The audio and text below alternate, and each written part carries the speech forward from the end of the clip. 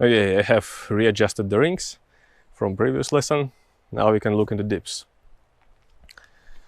Same principle, we start with a grip, correct grip, from the ulnar bone to the foundation of the index finger, folding the other fingers, how do you say? Okay, like this, around it, and the thumb, and then we have a grip.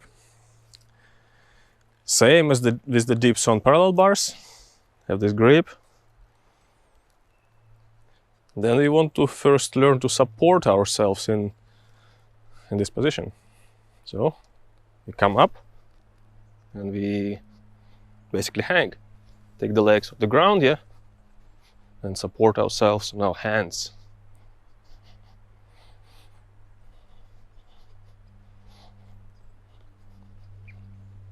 So you want to hang in here, I don't know, 15 seconds first, because it's challenging. The rings are less stable than the parallel bars, not stable at all.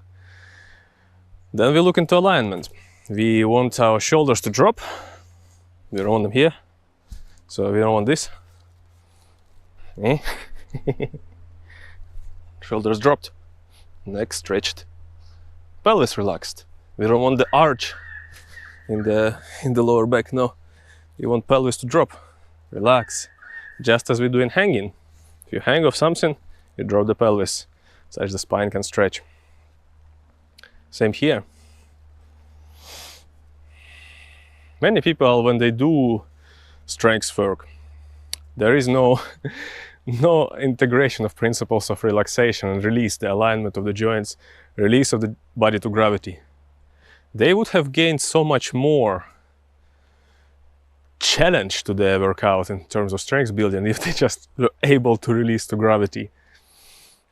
If they just weren't carrying that much upholding tension in the body. We want to release. When we have released, tissues connect to a greater congruency, and it's getting harder to actually manipulate the body under this weight of release, which means we gain more in terms of strength development when we engage in any exercise, including this, dips on gymnastic rings. Here, align, drop the pelvis, just hang, elbows straight and locked here.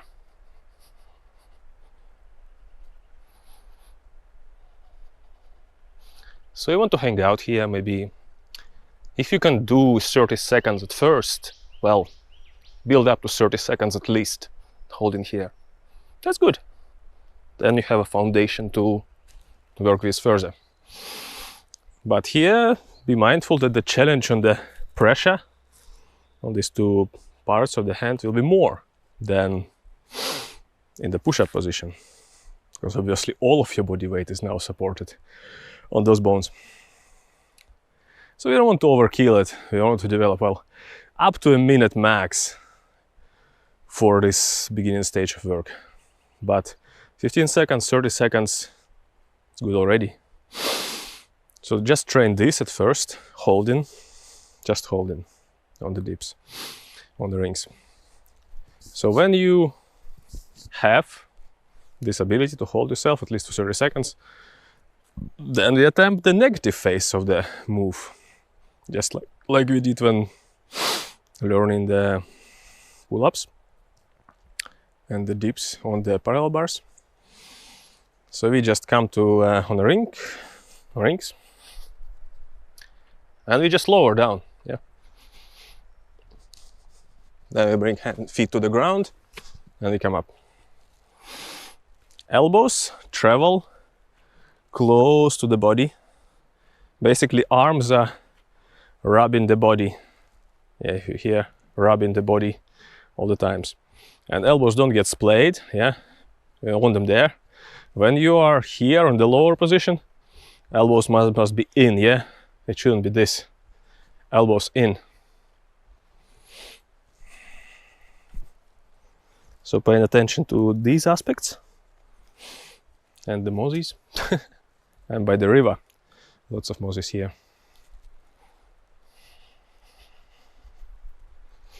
So again, establish alignment, release the pelvis, lower down, Bring the feet to the ground, come up.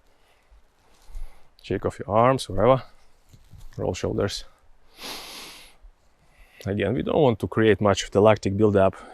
We want to, over time, develop ability to just do this, basically, manipulating the body under this body weight, under these challenging conditions, being the rings.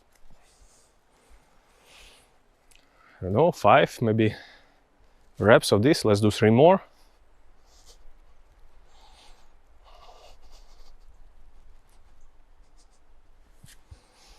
And bring the hands in.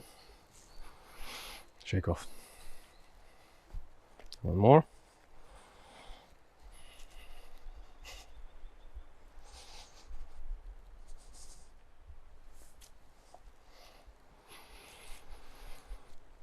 And 1 more.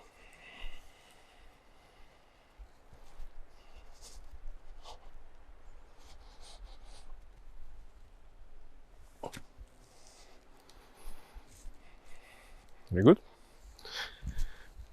Rolling the arms, releasing the tension. Just mobilizing, stretching out.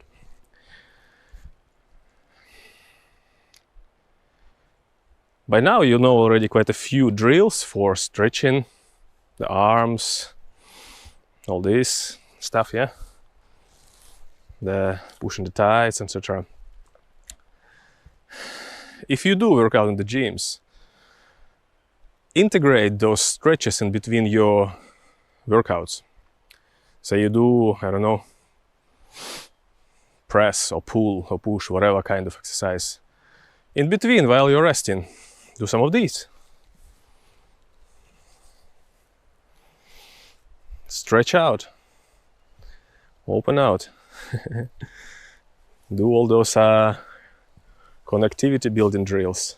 They are great to include in between the strength workouts, such that we don't have this bulky bound build after the workout, such that the tissues are maintained in the opened, aligned, stretched, elasticated state.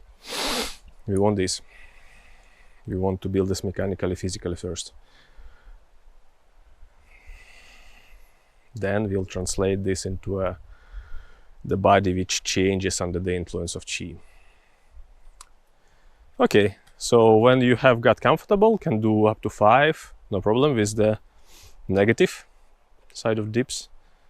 Do the full dip.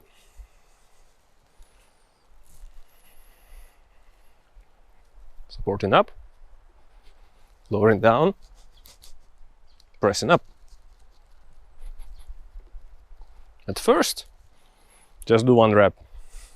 Then rest, stretch out, etc. Mobilize the body, mobilize the shoulders. Those warm-up drills that I've introduced in the very first 2 classes, include them in your workout intervals. Continuously want to mobilize the body. Don't let body freeze up. Froze up body freezes up the mind to a certain extent. You want to maintain openness, maintain mobility at all times.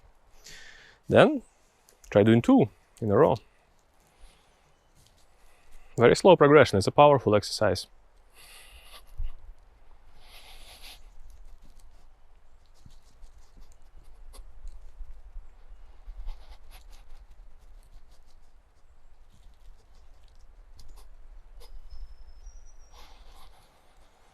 And again, rest.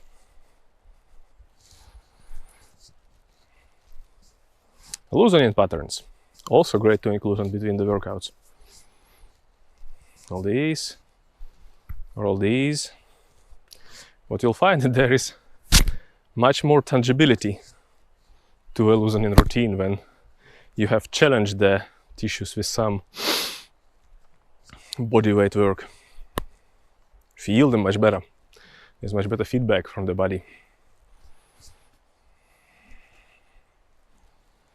Whereas when you have not done any physical exercise and engage in this, yeah, it feels kind of ethereal or stiff, which you might need some time to get into the exercise, release the weight, go through all those principles that I introduce in those lessons on the loosening exercises until you start feeling some tangibility. Whereas when you have already done the body weight exercise, it's already there. It's kind of this cheating way of bringing the mind into the body, because challenges a lot, your energy, your awareness must be in the body. Hence it brings in chi, brings in this tangibility. In the long term, it's not the most clever way to bring the chi into the body. In the long term, you still have to learn how to use just yi, just awareness, to bring the mind into the body. Just the strength of your intent. Not intent, attention. But in the beginning, we can use the challenging positions and exercise like this to our advantage.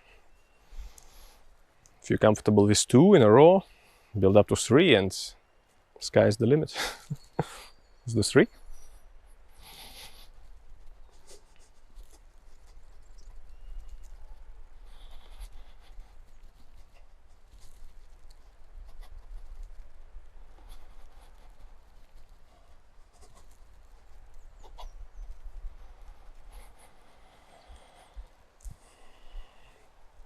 So most important element of alignment, the dips, is that your shoulders don't shrug up, yeah?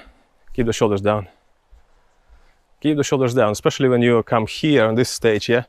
The temptation will be to shrug up. No, keep the shoulders down. The shoulders down and use this extension of the chest out to bring yourself up. So there's the dips. 1, 2, 3, up to 5, up to 10 times, if that's comfortable for you, or even more. Again, the aim is not to create this bulk. The aim is to create functionality. Do as much as you can without, how to put it, you do sort of want to hit that point where you reach your repetition maximum, where you are struggling to a certain extent to break through the the barrier of well, physical limitation, I would say. But we don't want to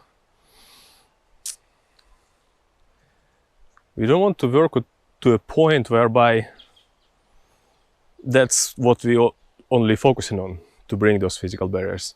You want to get there, but at the same time it doesn't really so much matter. It doesn't matter so much. So once in a while, get yourself to the repetition maximum where you are unable to push yourself up. Maybe it's your 5th or 6th or 10th rep and you cannot. But if you can, that would be a good challenge for the musculoskeletal system. However, don't push further beyond it. That's good. If you reached it for the training session, maybe decrease amount of your reps on next set, or step out of the session altogether and just stretch out, work on mobility drills. So that's it for the foundations of the rings work. We will progress upon this further on, look into how to perform muscle ups and skin the cats and other cool things on rings, which again, brilliant functionality exercises. So include this into your routine every so often and keep on practicing.